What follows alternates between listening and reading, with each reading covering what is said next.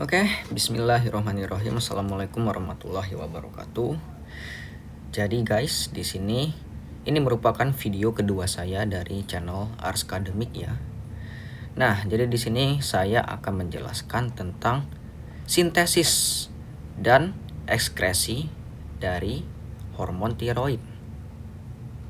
Oke. Kalian bisa lihat di sini ini merupakan satu kesatuan hormon tiroid. Hormon tiroid memiliki yang lobus kanannya yang ini dextra dan lobus sinistra itu nanti akan dihubungkan oleh ismus. Jadi ini merupakan ismusnya.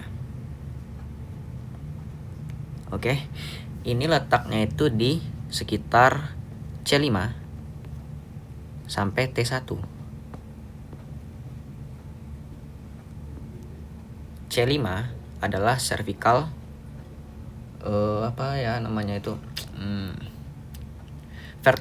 vertebra cervicalis yang kelima hingga vertebra thoracalis yang pertama.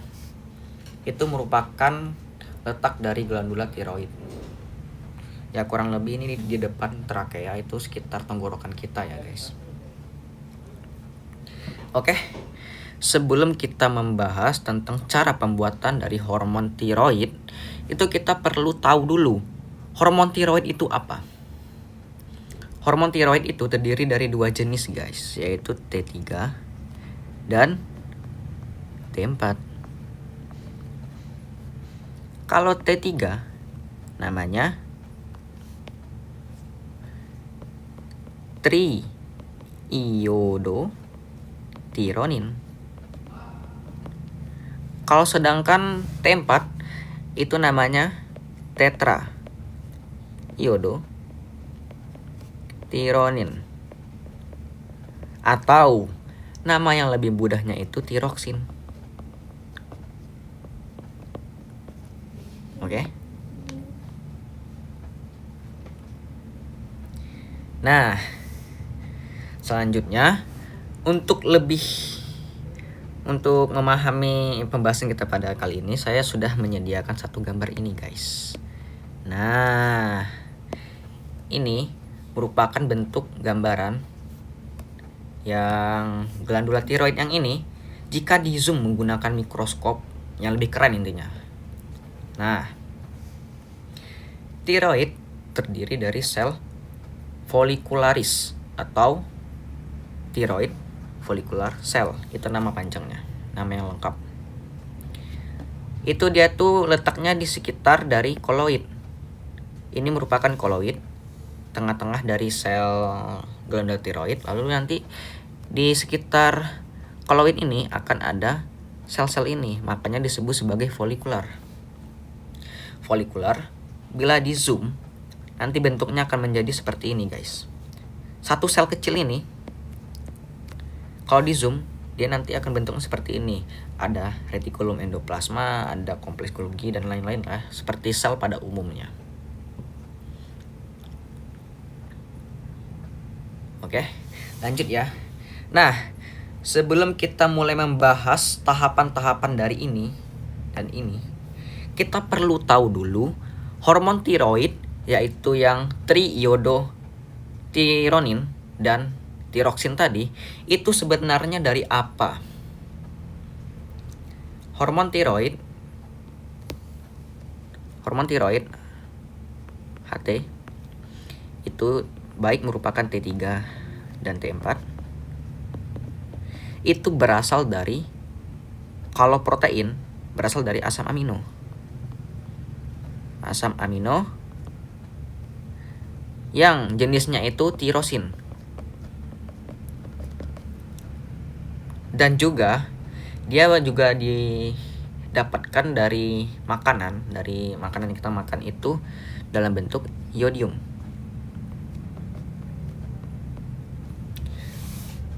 Oke, saya ulangin. Hormon tiroid itu berasal dari tirosin. Tirosin merupakan suatu jenis asam amino yang dibentuk oleh tubuh kita. Lalu tiroid juga dibentuk berasal dari iodium. Iodium itu nanti kalau dalam darah bentuknya itu menjadi iodida.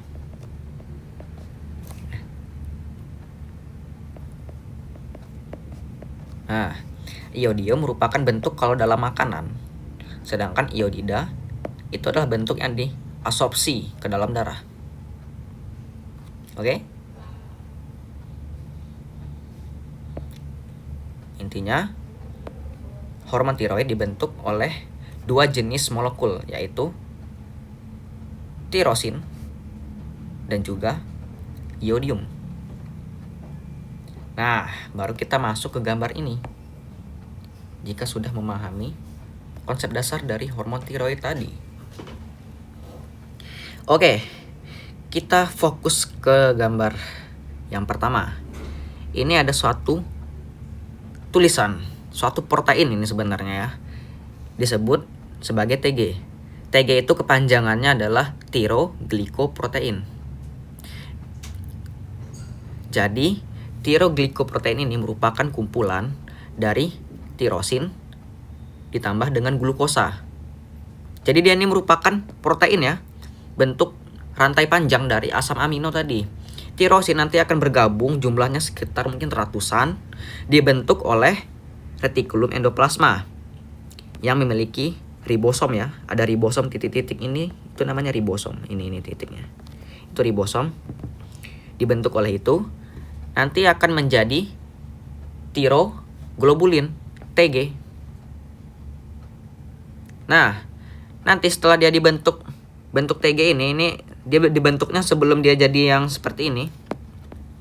Sebelum dia menjadi seperti ini, dia tuh nanti akan dibawa dulu ke kompleks Golgi atau badan Golgi.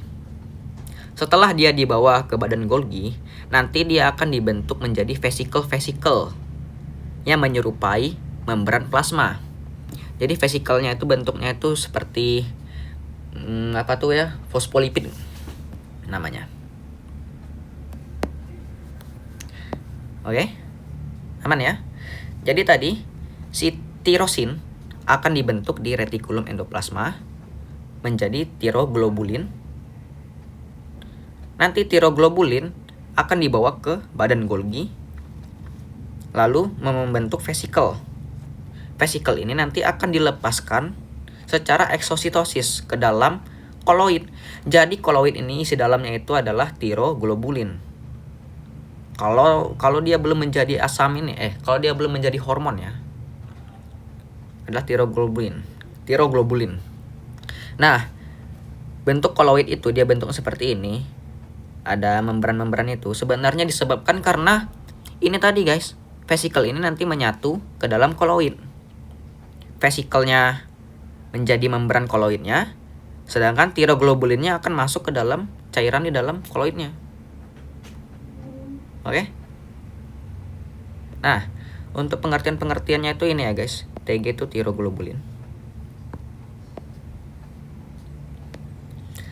Lanjut, kita udah paham ya tirosinnya diapain. Selanjutnya kita masuk si iodidanya. Iodiumnya diapain sih? Nah, jadi iodium itu bentuknya tadi kan kalau diabsorpsi dari usus dalam bentuk iodida. Bentuknya itu I-. I dengan elektron negatif. Ini namanya iodida. Kita lihat di sini. I- sama dengan iodida. Oke? Nah, iodida nanti dia akan masuk ke dalam sel secara simporter bersamaan dengan natrium. Lihat di sini natrium juga ada yang masuk ke dalam sel. Ini natrium ada juga yang masuk ke dalam sel pakai panah yang hijau, sedangkan si iodida juga ada yang masuk ke dalam sel secara simporter bersamaan natrium. Nah, masuknya ini itu dibantu oleh suatu pompa yang disebut sebagai pompa iodida. Oke? Terus iodida setelah masuk ke dalam sel, dia ini bentuknya terperangkap guys. Gak bakal bisa dikeluarin ke dalam sel, ke basolateral ya, ke dalam pembuluh darah. Setelah dia dari pembuluh darah masuk ke dalam sel folikular, itu tidak akan dikembalikan lagi karena gak ada pompa yang menuju ke basolateral. Terus dia ngapain nih? Cara dia si iodida ini untuk keluar itu dengan cara menjadi hormon. Begitu guys. Oke, kita lanjut lagi. Nah, setelah iodida masuk ke dalam sel, nanti dia akan masuk, kalian perhatiin panahnya. Lurus, ketemu sama ini. Nanti dia akan ketemu dengan suatu kanal, dengan enzim yang terdapat enzim disebut TPO. Enzim TPO ini kepanjangannya adalah tiroperoksidase yang akan mengoksidasi si iodida ini menjadi bentuk aktifnya. Setelah dia menjadi bentuk aktif, barulah si iodida ini nanti akan masuk ke dalam koloid. Oke? Dapat dipahami?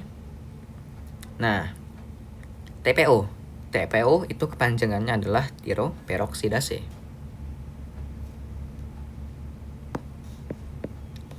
Oke. Kita lanjut lagi. Setelah iodida bentuk aktif ini masuk ke dalam koloid melalui kanal ini, si iodida nanti dibantu juga sama si enzim tiroperoksidase untuk bergabung bersama tiroglobulin. Tiroglobulin tadi ingat strukturnya terdiri dari tirosin dan glukosa. Ingat ya, tiroglobulin ini merupakan protein. Jadi dia terdiri dari ratusan tirosin. Dari banyak tirosin. Oke? Nah, nanti dia akan dibantu oleh si enzim TPO tadi menjadi struktur yang disebut nanti dia akan dibantu dengan si enzim TPO tadi, si TG ini bergabung bersama iodia menjadi struktur yang disebut MIT dan DIT. MIT kepanjangannya adalah monoiodotirosin. Mono berarti satu, iodida ya satu iodida, monoiodida ditambah satu tirosin, itu disebut MIT. Sedangkan kalau DIT itu dia ketambahan 2 ion iodidanya.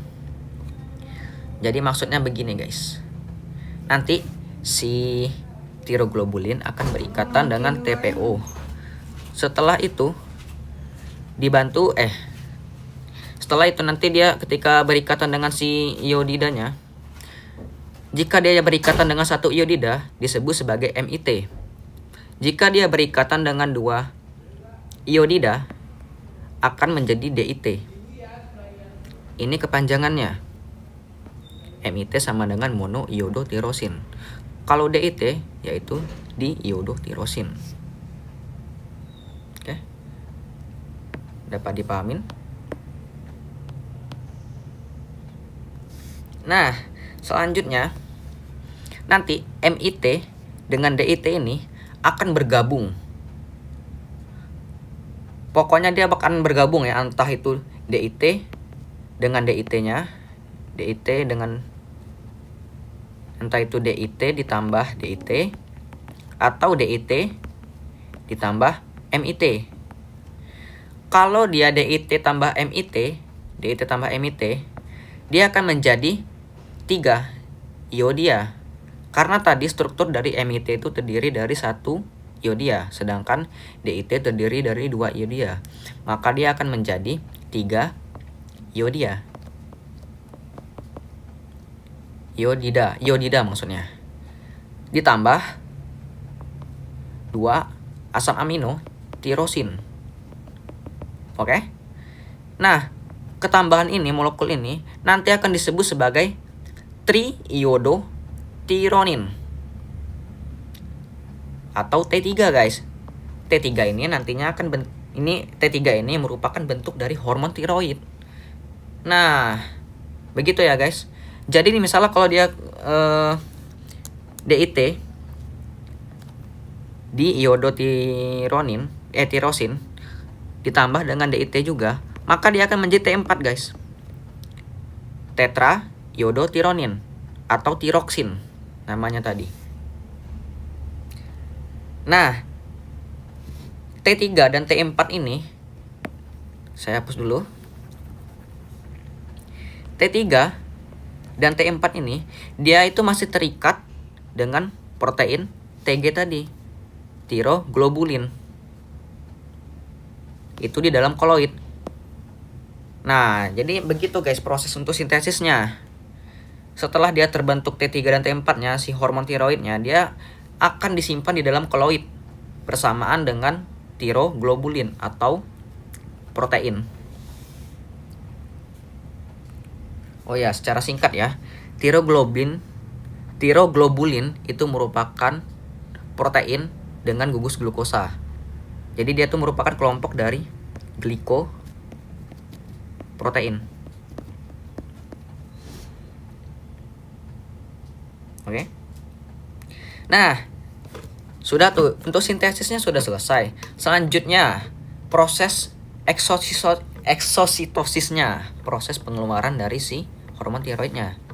Hormon tiroid udah dibentuk nih, terus diapain hormon tiroidnya? Nanti, ketika ingin dikeluarkan ke dalam pembuluh darah, hormon tiroid ini yang di dalam sini, dia akan di endositosis dengan sistem fagosit oleh si thyroid follicular cell atau yang kita kenal sebagai cellula folliculare kalau kita sudah belajar histologinya ya. Nah, dia akan masuk nih tiroglobulin ini tiroglobulin yang sudah teriodinisasi. Nanti udah jadilah intinya si hormon tiroid ini udah jadi berikatan dengan tiroglobulin. Nanti akan difagosit masuk ke dalam sel ini, ke dalam sel-sel kecil-kecil ini, follicular cell ini, secara endositosis. Lalu setelah itu membentuk suatu vesicle. Lihat nih, dia nanti akan membentuk suatu vesicle kayak gini guys. Nah, vesicle ini nanti akan ketemu sama struktur-struktur dan enzim-enzim yang ada di dalam sel ini, yang disebut sebagai lisosom. Lisosom merupakan enzim yang ada di dalam sel lah, intinya untuk fagosit biasanya itu. Oke? Oleh enzim lisosom ini si TG ini, tiroglobulin ini akan terpisah menjadi MIT dan T3 serta T4. Ingat, jadi tiroglobulin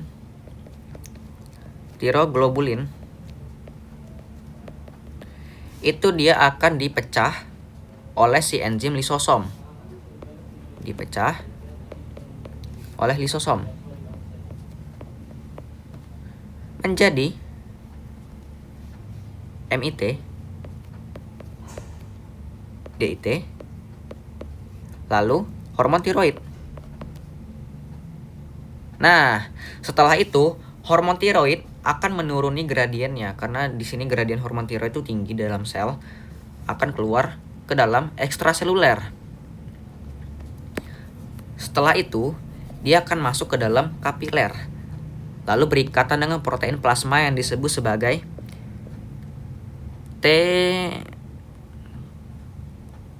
TBP atau thyroid binding protein, itu kepanjangannya ya.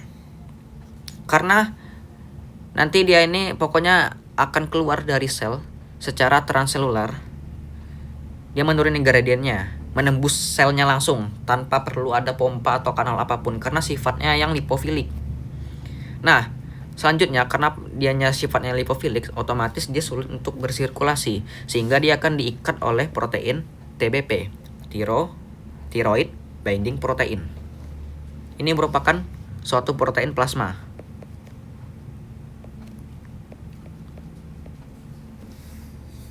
Oke, barulah dia bersirkulasi. Ya, seperti itu sih, guys. Ya, singkatnya seperti itu ya. Nah, ini merupakan rangkumannya secara singkatnya seperti apa. Jadi nanti asam amino yang tirosin, kita pakai warna hijau aja. Tirosin disintesis oleh retikulum endoplasma RE bersamaan dengan glukosa menjadi tiroglobulin. Oke? Setelah itu iodida masuk lalu diaktifkan oleh enzim tiroperoksidase dengan cara dioksidasi. Lalu iodida aktif akan masuk ke dalam koloid. Nanti oleh enzim TPO digabungkan dengan si tiroglobulin tadi menjadi MIT dan DIT. MIT dan DIT jika digabungkan akan menjadi T3 atau triiodotironin.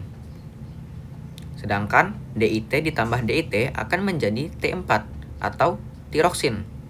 Nama panjangnya tetraiodotironin. Tetra itu 4, tri itu 3.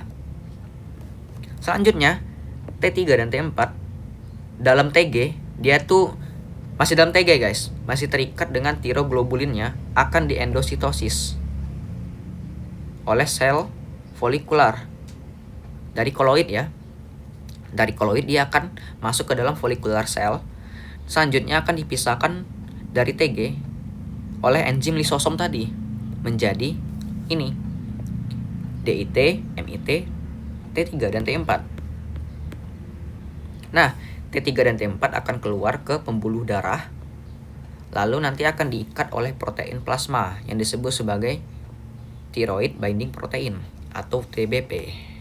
Oke, mungkin segitu aja ya penjelasan tentang sintesis dari protein tiroid.